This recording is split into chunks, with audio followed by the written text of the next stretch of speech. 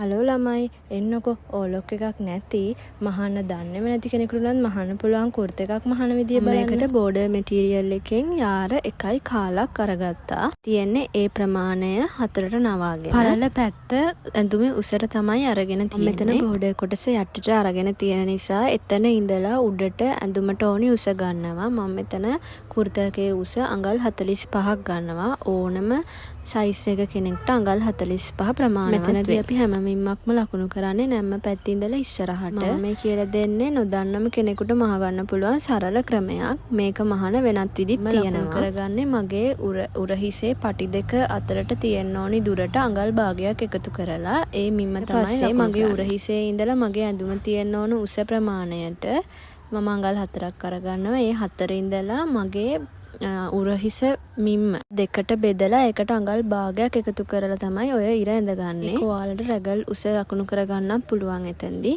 ඊළඟට මම ලකුණු කරගන්නේ ඉන රේඛාව. එතෙන්දී මම අර විදිහටම අඟල් 4ක් උඩට තියලා එතන ඉඳලා තමයි ලකුණු කරන්නේ. මෙතනදී අඟල් 4ක් තියන්නේ මගේ උරහිසේ ඉඳලා කරට ඒ උස ප්‍රමාණවත් නිසා ඔයාලට අඟල් 5ක් 6ක් ඒක ඔයා කැමැත්ත උඩ තියන්න පුළුවන්. මම මේ ලකුණු කරන්නේ මගේ පපුව මිම්ම 4ට බෙදලා ඒකට අඟල් භාගයක් සැහැල්ලුවටත් අඟල් භාගයක් මැහුම් වාසි වලටත් තියලා තමයි ලකුණු කරේ. එතනදී රැගල් උසත් ලකුණු කරගත්තා. ඒක ඒ උනාට ඕනෙම නෑ. ඊළඟට ඉන රේඛාවේ මම මගේ ඉනවට මිම්ම 4ට බෙදලා ඒකට අඟල් භාගයක් සැහැල්ලුවටත් අඟල් භාගයක් මැහුම් වාසි වලටත් ලකුණු කරා. එතනදී මේ සේරම මිමි ගන්නේ මගේ ඇඟට පොඩි ප්‍රමාණයක් ලොකුවට. ඉතින් ඔයිට වඩා ලොකුවට අඳින්න ඕන කෙනෙක් ඉන්නවා නම් ඒ ප්‍රමාණය එකතු කරලා තමයි මේ මිමි ටික ලකුණු කරන්න ඕනේ. මෙතන බෝඩර් එක කියන්නේ අපේ යට කොටසේ පළල මගේ උකුලවට 4ට බෙදලා ඒකට අඟල් 2ක් වගේ ලකුණු කරලා තමයි ඔය ඒකට අඟල් 2ක් විතර එකතු කරලා වගේ තමයි ඔය ලකුණු කරන්නේ.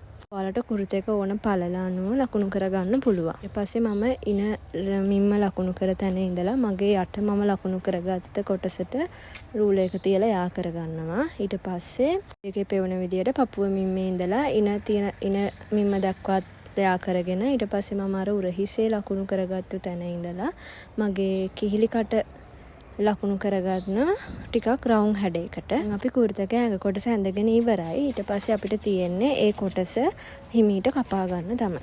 මේ වීඩියෝ එකේ පේන විදිහට ඔයාලා ඇඳගත්ත රේඛාවල් කපා ගන්න තියෙනවා.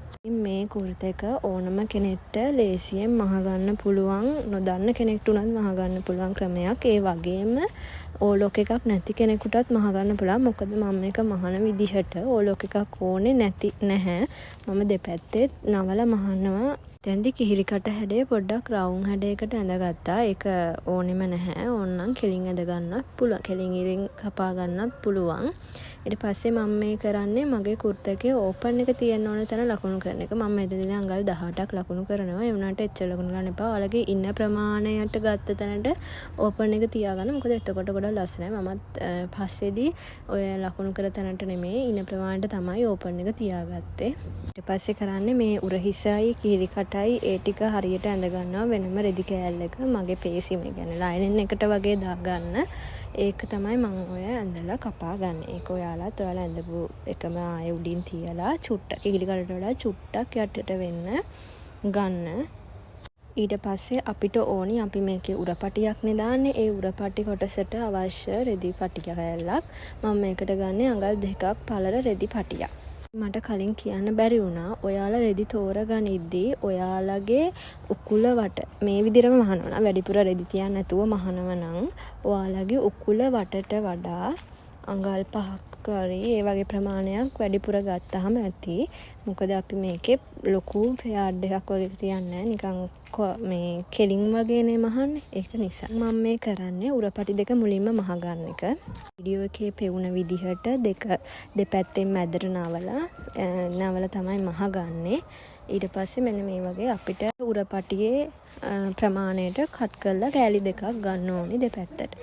ඊළඟට අපි ගත්ත පේසිම කියන්නේ මේ අපි ලයිනින් එකට ගත්ත කොටසට අපි ඒකේ යට තීරුව නවල මහ ගන්න ඕනි වාටියක්. ඊට වීඩියෝ එකේ පේන විදිහට අපේ ඇඳුමේ හොඳ පිටට උරපටිය තියලා ඊට පස්සේ අපේ පේසිම කොටස ආයේ කන පිට උඩ අතට. ඒ කියන්නේ හොඳ පිට තියලා තමයි අල්ලගන්නේ. ඔතනදී පටිය අනිවාර්යෙන් ඇඳුමේ පැත්තට තියන්න. එහා පැත්තට නැතුව. ඊට පස්සේ ওই වගේ අපි වැඩිපුර තියාගත්තේ අඟල් භාගයනේ. අඟල් භාගේ මැහුම් වාසියට තියලා මහ ගන්න තියෙන්නේ. ඉතින් පිටිපස්ස ඉස්සරහා කොටස් දෙකේම මේ දේ කරගන්න. මේකේ පිටිපස්ස ඉස්සරහා කියලා කොටස් දෙකම එකම විදිහටනේ අපි කැපුවේ. ඒ කොටස් දෙකම එකම විදිහට තියාගන්න. එතෙන්දී මතක තියාගන්න උරපටි දෙක ගාන්ට අරගන්න. නැත්තම් පැටලිලා මැහෙවි. ඒක හරියට බලලා ওই විදිහට පින් කරගෙන මහන්න. මේ වෙනකොට අපි ඇඳුමෙන් භාගයක්ම වැඩ ඉවරයි. ඊට පස්සේ ඔයාලට තියෙන්නේ ඔන්න ඔය වීඩියෝ එකේ පේන විදිහට ඒ කෝණ වගේ තැන් වලින් කපාගෙන අනිත් පැත්තට හරවලා හොඳට අයන් කරගන්න. හොඳට අයන් කරගන්න. මේ රෙද්ද අයන් කරාම හොඳට හිටින නිසා අයන් කරාම හොඳට හිටින්න නැති එකක් නම් අපි කොහොමත් අන්තිමට ආයෙ ඔක අනිත් පැත්තට තියලා මහනවා. ඒක නිසා ප්‍රශ්නේ උනට කොහොම වුණත් හොඳට අයන් කරගන්න. එතකොට නිමාව ලස්සනයි. දැන් අපිට ඊළඟට තියෙන්නේ දෙපැත්ත මූට්ටු කරන්න. මම ওই තියෙන මේ දැන් වීඩියෝ එකේ පෙන්නේ මම අයන් කරලා ඉවරනාට පස්සේ දැන් දෙපැත්ත මෙහෙම තියලා අපේ අර පේසිම කොටස උඩටම තියලා ඊට පස්සේ දිගටම මහගෙන යන්න ඕනේ. අපේ ඉන රේඛාව වෙනකම්. අපි ඉන ගාවටනේ අපේ ඕපන් එක තියන්නේ. එතනට එනකම් මහගෙන ගිහිල්ලා ඊට පස්සේ ආයේ අපේ කුර්තකේ යට කොටසෙම ඉඳන් උඩට පුංචි වාටියක් මහන් වෙන්න. අපි ගොඩක් ඉඩ තිබ්බ නැති නිසා පුංචි වාටියක් මහන් ඇවිල්ලා ওই වීඩියෝ එකේ පේන විදිහටම අපේ දැන් අර වැඩිපුර අපි මහපු කොටස අපේ දෙපැත්ත මහපු කොටසත් ආය ඇතුල් පැත්තට කරලා නවල මහ ගන්න. ওই වීඩියෝ එකේ පේන විදිහට. එතකොට දෙපැත්තෙම එක විදිහට තමයි පේන්නේ. එතකොට ඔයාලට ඕලොක් එකක් අවශ්‍ය වෙන්නේ නැහැ. ඒ විදිහටම දෙපැත්තෙම කොටස් කරගන්න ඕනි. මම මේ අනිත් පැත්තත් මහන විදිය තමයි පෙන්වන්නේ. ගොඩාක් අයට ඕලොක් එකක් නැතුව සමහර වෙලාවට බිස්නස් එකක් පටන් ගන්න බැරුව ඉන්නවා. එතකොට සමහර වෙලාවට මහන්න බය වෙලා ඉන්නවා. ඉතින් ඔයාලට මමත් එහෙම තමයි මුලදී. ඉතින් ඕලොක් එකක් නැතිව මහන්න පුළුවන් ක්‍රම දැන් ගොඩක් අය කියනවා YouTube එකේ එහෙම තියෙනවා. ඉතින් ඒ ක්‍රම බලලා එහෙම නැත්නම් ඔයාටම හොයාගෙන කරන්න පුළුවන්. මුලින්ම Tamanට ඇඳුම් මහ ගන්න ඕනි හැමතිස්සෙම. එහෙම මහලා උනාට පස්සේ අපිට පුළුවන් size chart එකක ඒ size වලට අදාළ මිමි ටික හොයාගෙන ඒ මිමි වලට අපි ඇඳුම් මහන්න. ඉතින් ඊට කලින් පුළුවන් ඔයාට මහ ගන්නවා, ගෙදර අයට මහලා දෙන්න. ඒ වගේ මහලා පුරුදු වෙන්න පුළුවන්. බය නැතුව පටන් ගන්න. ඊට පස්සේ කොහොමත් දුන් දෙක තුනක් මහද්දී ඔයාට මහන එක දෙයක් වෙන්නේ නැහැ. සාමාන්‍ය දෙයක්ම වෙනවා. ඉතින් මම දැන් කොටස් දෙකේම අර විදිහට මහ ගත්තා. ඔයාලට වීඩියෝ එකේ පේන විදිහට මහ ගන්න පුළුවන්.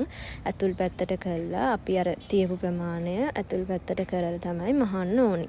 මෙතෙන්දි කියන්න දෙයක් අමතක වුණා. මම හැමතිස්සෙම අර දැන් අපි මහනවනේ මහලා අපේ දැන් අර මේ ඕපන් එක තියෙන කොටස ආයෙම ඔයාලා මෙහා පැත්තේ කොරිනුත් මහන්න. එතකොට අර මේ අයන් කරා වගේ ලස්සන නිමාව ගන්න පුළුවන්. මම ඒක යට වාටියටත් කරනවා. යට වාටිය ඉස්සර නවලා මහලා ආයෙ වාටිය එහාම කොන තියෙනවනේ අන්තිමට ඒකත් ආයෙ මහන්න. එතකොට නිමාව ලස්සනයි. ඔන්න ඔය පේන විදිහට. ඉතින් මේ වීඩියෝ එක සමහරක් විට ඔයාලට වැදගත් නොවෙන්න පුළුවන්. ඒ වුණාට මහන්න කැමැති ඔයා අඳුරන කවුරු හරි ඉන්නවා නම් ඒ කෙනෙක්ට බලන්න වීඩියෝ එක ෂෙයා කරන්නත් අමතක කරන්න එපා.